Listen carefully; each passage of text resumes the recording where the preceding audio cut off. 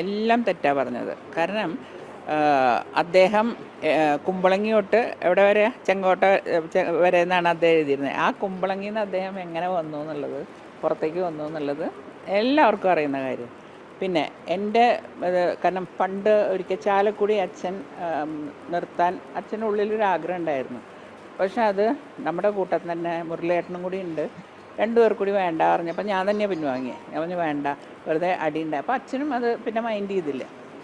ആ സംഭവത്തിനെയാണ് പറയണത്. പോയി സോണിയാഗാന്ധിയുടെ അടുത്ത് സംസാരിച്ചു. എന്താ സോണിയാഗാന്ധിയുടെ അടുത്ത് സംസാരിക്കാൻ കെ കരുണാകരന് വേറെ ആരുടെയെങ്കിലും സൗജന്യം വേണം? എല്ലാത്തിനും. അതായത് അദ്ദേഹമായിരുന്നു ആ സമയത്ത് സോണിയാഗാന്ധിയായിട്ട് ഏറ്റവും അടുപ്പുണ്ടായിരുന്നതെന്ന് കാണിക്കാനും, ഇപ്പോഴും സോണിയാഗാന്ധിയായിട്ട് മുഴുവൻ ബുക്ക് വായിച്ചാൽ മനസ്സിലാവുമെന്ന് എനിക്ക് തോന്നണേ. എനിക്ക് മുഴുവൻ വായിക്കാൻ പറ്റില്ല, ഞാൻ എൻ്റെ ഭാവം മാത്രമേ നോക്കിയുള്ളൂ.